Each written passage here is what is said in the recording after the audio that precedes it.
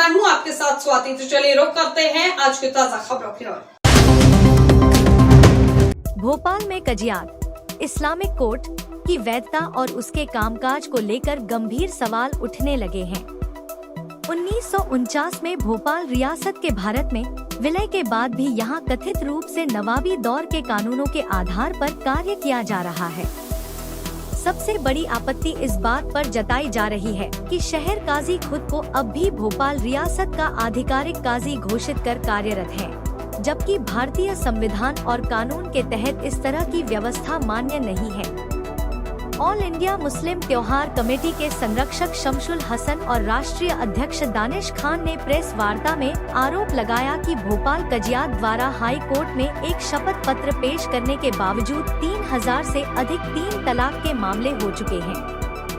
यह शरई अदालत की वैधता और महिला अधिकारों को लेकर गंभीर चिंता का विषय है। कजियात के अंतर्गत आने वाली मस्जिदों में कार्यरत इमाम और मुअज्जिन को मिलने वाली तनख्वाह की पारदर्शिता और नियमितता को लेकर भी सवाल उठाए गए हैं। कमेटी ने मांग की है कि कजियात की भूमिका, कार्यप्रणाली और वित्तीय लेन देन की जांच की जाए और यह तय किया जाए कि धार्मिक संस्थान भारतीय कानून के दायरे में रहकर कार्य कर रहे हैं या नहीं। अब देखना यह है कि प्रशासन इस मुद्दे पर क्या रुख अपनाता है और क्या कोई औपचारिक जांच होती है। लंबी बहस छिड़ने वाली है। अब उसमें कहीं ना कहीं कमी तो है, क्योंकि मुस्लिम कम्युनिटी में अलग अलग फ़िरक़े हैं और सबका अलग अलग तलाक़ का कॉन्सेप्ट है।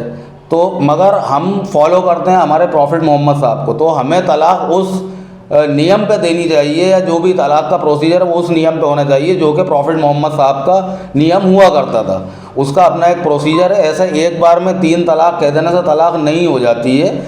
उसके लिए एक टाइम पीरियड है कि भाई एक बार अगर हम एक व्यक्ति एक बार में 10 बार भी अगर तलाक़ बोलता है तो वो एक तलाक़ मानी जाती है, तो तलाक़ बाइन उसे कहा जाता है।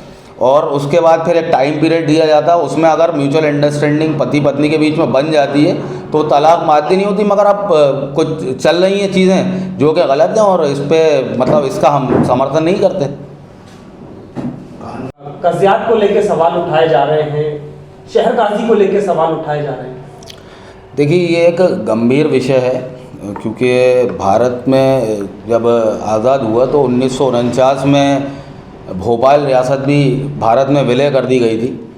मगर जैसा कि अभी आपने बताया कि आज भी भोपाल कजियात में रियासती कानून चल रहा है, उस समय की बात अलग थी। अब तो राजपत्र का दौर है और बहुत सारा पैसा इम्पॉर्टेंट ये और इसलिए बन जाता है क्योंकि कहीं ना कहीं आज जिन तरीके की परिस्थितियाँ मसाजिद कमेटी और कजियात में चल रही हैं, उससे हमारे मस्जिद के जो इमाम मुअज्जिन हैं उनका हक़ मारा जा रहा है। जैसा कि हमें जानकारी मिली कि 3 करोड़ 88 लाख रुपए सरकारी अनुदान आता है, उसके अलावा 1 करोड़ से अधिक पैसा जो है वो सिर्फ निकाह जो होते हैं उनकी जो फ़ीस वगैरह होती है उससे कलेक्ट होता है। तो फिर हमारे इमाम और मुअज्जिन जो मस्जिद के इमाम मुअज्जिन हैं आज भी वो 2-2 हज़ार 3-3 हज़ार रुपये में अपना घर चला रहे हैं। वो किस तरीके से अपना घर चला रहे होंगे ये सोचने का विषय है और समाज को इस ओर ध्यान देना चाहिए। अगर इस तरीके का कोई भी कृत्य उस इदारे में हो रहा है तो इसकी जांच होना चाहिए। मैं मांग करूंगा माननीय मुख्यमंत्री जी से इसकी जांच होनी चाहिए और जो इमाम मुअज्जिन का जो हक़ है उन्हें मिलना चाहिए। 3 तलाक पर भी एक लंबी 1949 को भोपाल रियासत भारत सरकार में विलय हो गई थी। इसके पश्चात भी भोपाल की कजियात में आज भी नवाबी कानून चल रहा है। नहीं, कजियात में जो अभी देखने में आया है कि नवाबी कानून तो नहीं कह सकते, लेकिन रियासत का काजी कहा जा रहा है। रियासत के काजी में सीहोर है, रायसेन है, भोपाल है, ये सब आते थे। लेकिन जिस तरह से जब मर्ज हो गया सब कुछ, भारत सरकार ने अपने हैंडओवर कर लिया, टेक ओवर कर लिया।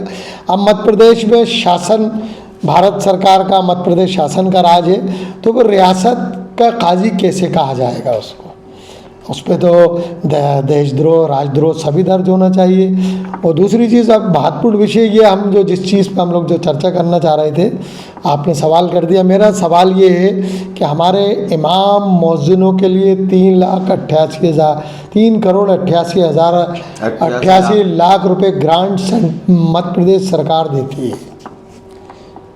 1 करोड़ 1.25 करोड़ लगभग निकाहों से पैसा आता है। तो फिर पैसे की कमी कहाँ से उसमें इमामों को, मुअज्जिनों को जो तनख्वाह दी जा रही है महीने में, किसी को 3,000, 5,000, 4,000, इतना तो आम लोग पेट्रोल डलवा लेते हैं, वो अपना परिवार कैसे चलाएं। एक महत्वपूर्ण विषय है ये। मैं मध्य प्रदेश के माननीय मुख्यमंत्री से पूछना चाहता हूँ, ये मेरा गंभीर सवाल है, क्या भर्ती नियम मसाजिद कमेटी में या मुस्लिम इदारों में क्या भर्ती नियम क्या लागू नहीं होगा? नहीं होगा तो क्या कारण है, भर्ती नियम लागू क्यों नहीं किया जा रहा? जबकि सारे सरकार के हिसाब से देश चल रहा है, मध्य प्रदेश चल रहा है, शहर चल रहा है, तो मुस्लिम इदारों को भर्ती नियम से दूर क्यों रखा गया?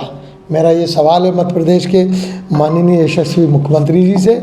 और तीसरा कि जिस तरह से भोपाल में तलाक़ों का मसाइल है, एक ही ज़िला है भोपाल जहाँ पर तलाक़ों का अंबार लगा हुआ है, जबकि हमारे उलमा इकराम हाई कोर्ट में स्वयं उपस्थित होकर जस्टिस के सामने लिखित में देकर आए हैं कि तलाक़ नहीं होगी, किन परिस्थितियों में तलाक़ होना है, किन परिस्थितियों में तलाक़ नहीं होना, ये सब वहाँ देकर आने के बाद भी तब से लेके आज तक लगभग 3 से 3,500 तलाक़ें हो चुकी है।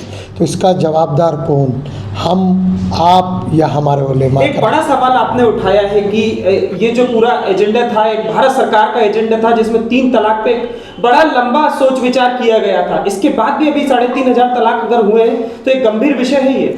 बहुत महत्वपूर्ण और भोपाल की आवाम के लिए गंभीर विषय है। उन माँ बाप से पूछिए जिन्होंने अपने बच्चों को बड़ा करके, बच्चियों को बड़ा करके शादी करते हैं और एक फरमान आता है, एक दिन में तलाक हो जाती है, एक ही दिन में निकाह हो जाता है। मेरे पास कई एविडेंस है जिसको मैं हाई कोर्ट के समक्ष 1-2 दिन में हाई कोर्ट में मैं रख रहा हूँ, उन तमाम हलफनामों के साथ रख रहा हूँ, शपथ पत्रों के साथ रख रहा हूँ। जो हलफनामा, शपथ पत्र माननीय हाई कोर्ट न्यायालय में पहले भी उलमाओं ने लगाया था, वो मेरे पास मौजूद है।